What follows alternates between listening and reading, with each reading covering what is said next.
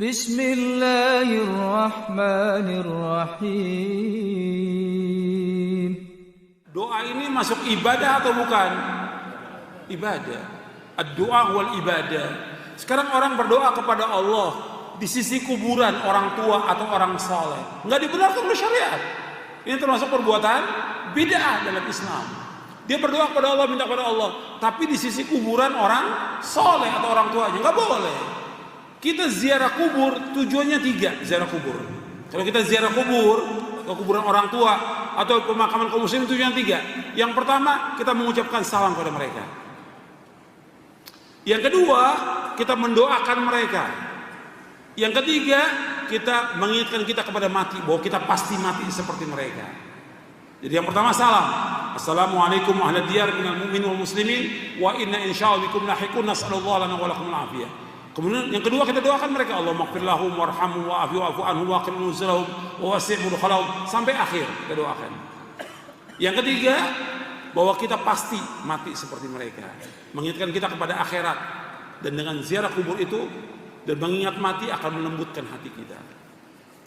Tapi doa di situ, baca Quran di kuburan, nggak ada contoh dari Nabi SAW, nggak ada contoh dari sahabat. Karena kuburan bukan tempat ibadah. Kuburan bukan tempat ibadah.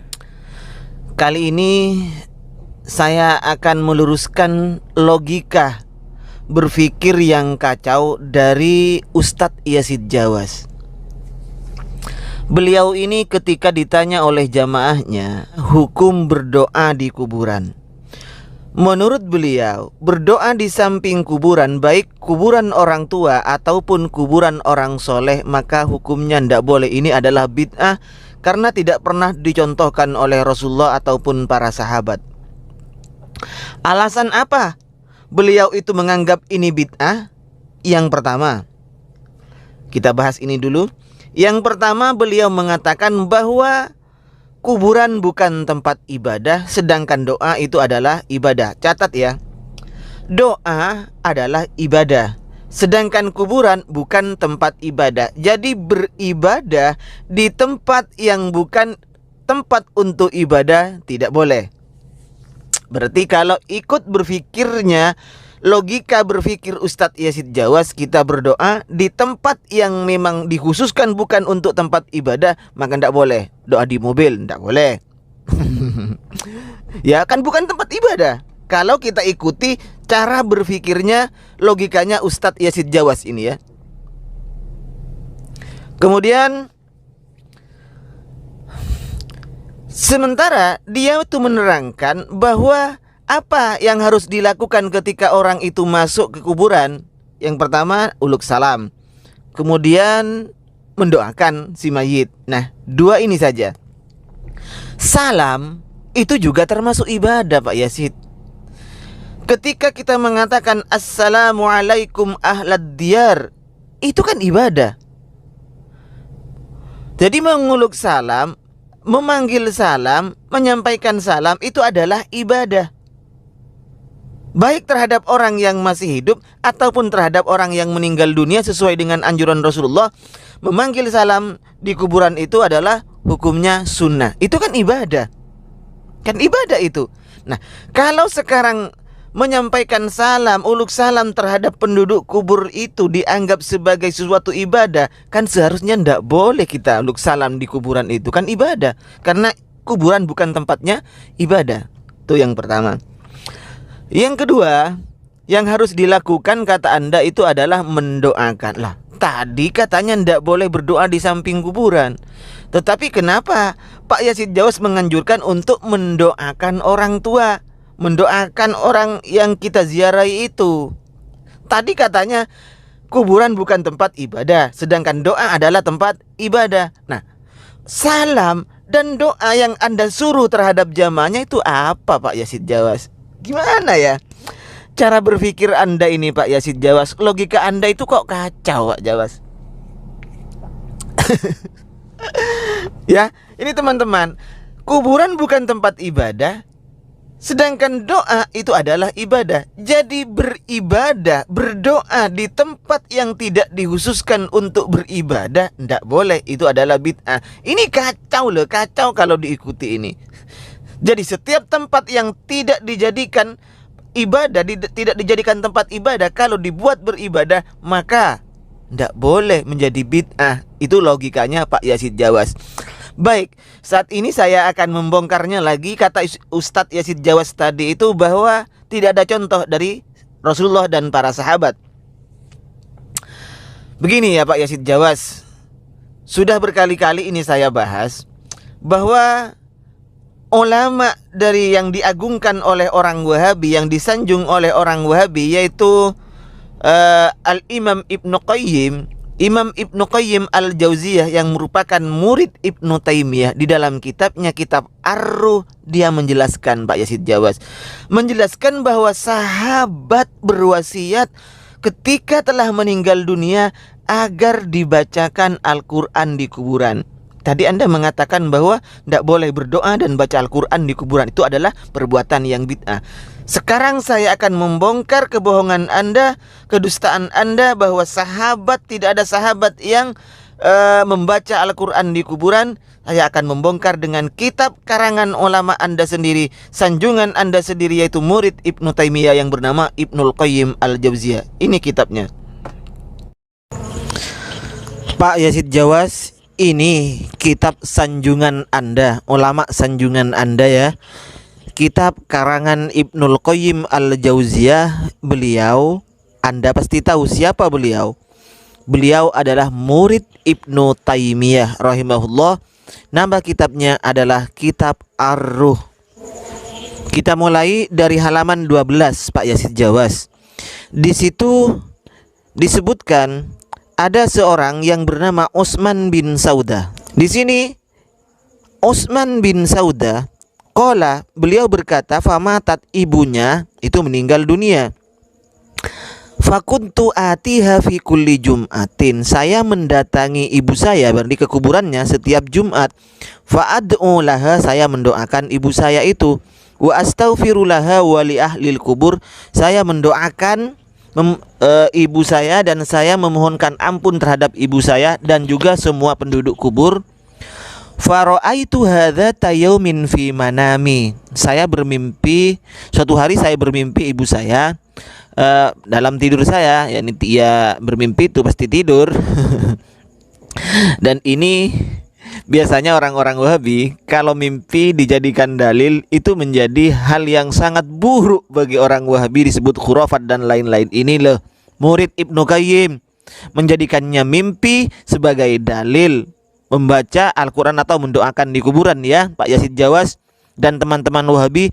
Mimpi dari seseorang ini juga bisa menjadi dalil. Buktinya Ibnul Qayyim menjadikannya sampai diletakkan di dalam kitab beliau. Nah, apa? Ketika Utsman bin Saudah ini memimpikan ibunya di dalam tidurnya, fakultu laha, saya berkata kepada ibu saya, ya ummah, kaifa anta, wahai ibu, bagaimana dirimu? Qalat, ibunya menjawab, ayah bunayya inna lil mauti lakurbatan syadidah, wahai anakku, maut atau mati itu merupakan suatu kesulitan yang sangat. Tetapi alhamdulillah saya di barzah ini, saya berada di barzah yang terpuji. Ada raihannya, raihan itu wangi-wangian ya. Sundus istabrok ila yaumin nusur. Sampai hari dibangkitkan. Kemudian putranya itu bertanya, nah, apakah ibu punya hajat sesuatu? Iya, saya punya hajat. Apa itu ibu? Ibunya menjawab, jangan tinggalkan apa yang kau lakukan untuk menziarahiku, menziarahi kami dan mendoakan kami. Maka kami sangat bahagia dengan kedatangan hari Jumat jika kamu datang kepada kami setiap hari Jumat. Begitu kata ibunya. Sekarang kita lanjut ke halaman 21. Waqad dzukira an jama'atin minas salaf annahum awsaw ayyuqra'a inda kuburihim waqtad dafni. Diceritakan dari sebagian ulama salaf, dari golongan jamaah salaf, bahwa jamaah salaf ini berwasiat agar di kuburan mereka ketika dikuburkan itu dibacakan Al-Quran. Qala Abdul Haq berkata, yurwa anna Abdullah bin Umar diriwayatkan bahwasanya Abdullah bin Umar amaro ayyuqra'a inda qabrihi suratul Baqarati. Abdullah bin Umar ini berwasiat agar di kuburannya itu dibacakan surat Al-Baqarah. Wa min man ra'a dzalika Al-Ala bin Abdurrahman, yang berpendapat seperti itu adalah Al-Ala bin Abdurrahman. Wa kana al-Imam Ahmad yungkiru dzalika awalan haitsu lam yablughu fihi atharun summa raja'a an dzalika.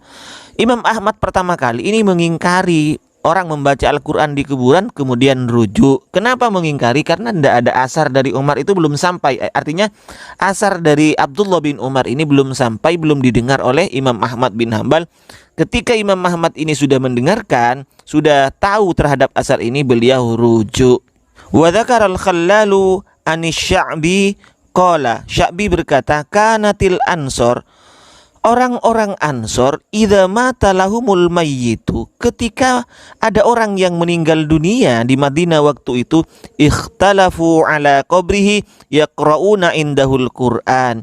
Mereka silih berganti datang ke kuburan orang yang meninggal dunia itu dan mereka membaca Al-Qur'an. Ini ya, hati-hati Anda Pak Yazid Jawas. Ini Abdul Qayyim Al-Jauziyah yang menulis kitabnya ini, Pak Yazid Jawas, ulama yang merupakan muridnya Ibnu Taimiyah. Selanjutnya, qala wa ahbarani Abu Yahya An-Naqid qala sami'tul Hasana ibn al-Jarawi. Abu Yahya An-Naqid ini berkata, saya mendengar Hasan bin Jarawi yaqulu, berkata Hasan bin Jarawi ini berkata, marartu ala qabri ukhtin li, saya berjalan di kuburan saudara perempuan saya. Faqara'tu indaha tabaraka lima yuzkaru fiha, saya membaca surat tabarakalladzi biyadihil mulku itu di sisi kuburan adik saya. Fajani rajulun, kemudian ada seorang laki-laki datang padaku. Faqal, laki-laki itu berkata pada saya, inni ra'aitu ukhtaka fil manam taqulu jazallah aba aliyin khairan faqad intafa'tu bima qara'a. Saya melihat saudaramu, saya bermimpi saudaramu tadi waktu tidur. Saudaramu itu berkata, semoga Allah membalas Aba Ali terhadap kebaikan dengan balasan kebaikan. Kenapa? Karena saya mengambil manfaat dari apa yang dibaca oleh Aba Ali atau Hasan bin Jarawi ini. Nah, ini Pak Yazid Jawas ya. Ini ada dua.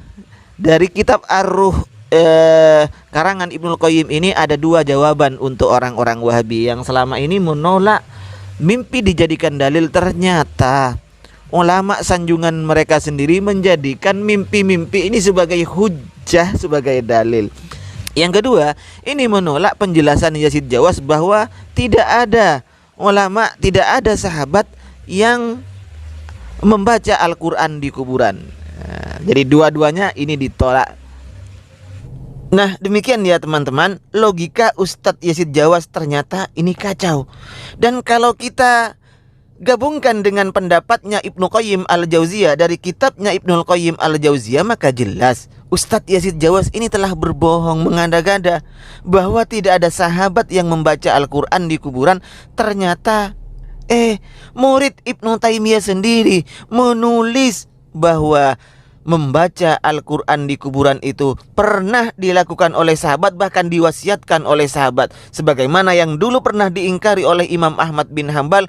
Kemudian Imam Ahmad bin Hambal itu menarik kata-katanya dan menyatakan bahwa itu boleh membaca Al-Quran di kuburan. Begitu ya Pak Yazid Jawas. Jadi berdoa di kuburan silakan, jangan ikuti logika cacat dari cara berpikirnya Ustadz Yazid Jawas. Demikian apa yang bisa saya sampaikan, mudah-mudahan bermanfaat. Wa khairan minni, wassalamualaikum warahmatullahi wabarakatuh.